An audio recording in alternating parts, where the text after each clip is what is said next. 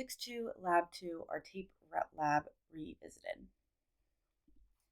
In this lab report, we're going to number one, review lab one, because now we're taking a new approach. Then we're going to look at the physics principles applied to these labs.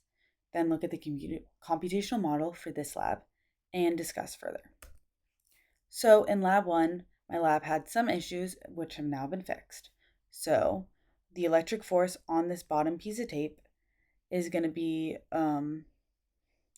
around the same as the gravitational force. And when we model that, we get that our charge is about 1.5 times 10 to the negative 8 coulombs. In this experiment, we put the bottom tape on books and then put the top tape close until it started to bow up. And we made some assumptions, like the two tapes had the same magnitude of charges and that there was no air resistance.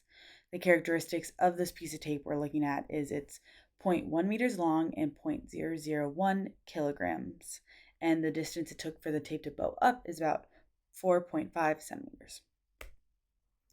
Now we're going to look at these pieces of tape as not just point charges like assumed in lab one, but we're going to look at them as line charges. So a line of point charges evenly distributed across this tape.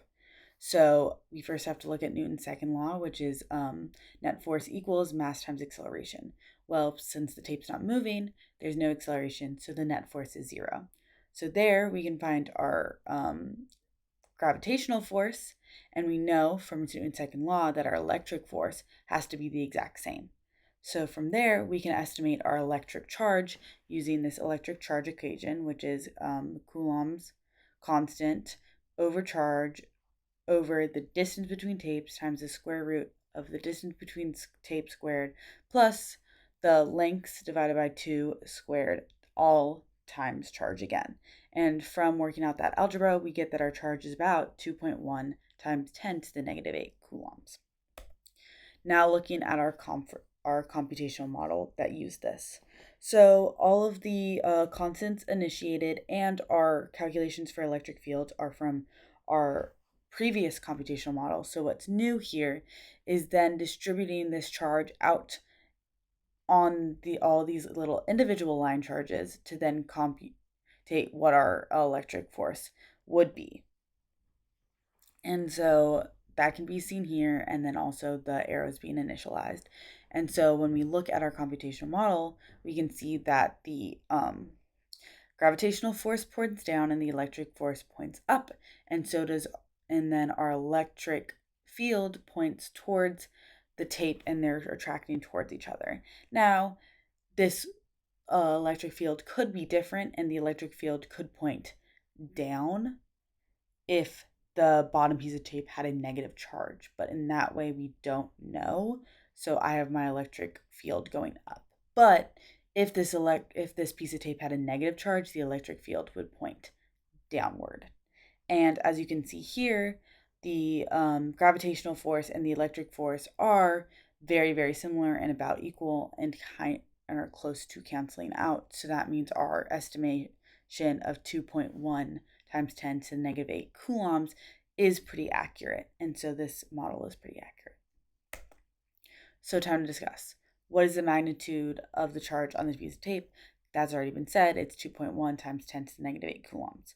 What other assumptions do we make? Number one, just like in the first lab, we're ignoring air resistance. And then another assumption, instead of the first lab where we had it as one singular point charge, we now have it as multiple little point charges across this line of tape. And then you also have to consider that all these point charges are evenly distributed along this line of tape, not just one point charge in the middle, but a bunch of little ones all contributing to this electric force. So because we modeled it as a single point charge in the previous lab, how does our two estimates differ? So the one in the first lab is a little bit smaller, and it's probably because we're only considering one point charge rather than multiple point charges and all of that mass kind of coming up and down. And so our estimates do differ, and obviously the computational model we're doing now is probably closer to our real value, as tape is not a singular point charge. It is probably a bunch of charges distributed out, and it's not one single point it is a nice long line. So considering it as a nice long line of point charges is probably more accurate to the actual situation. And so that's my lab. Thank you.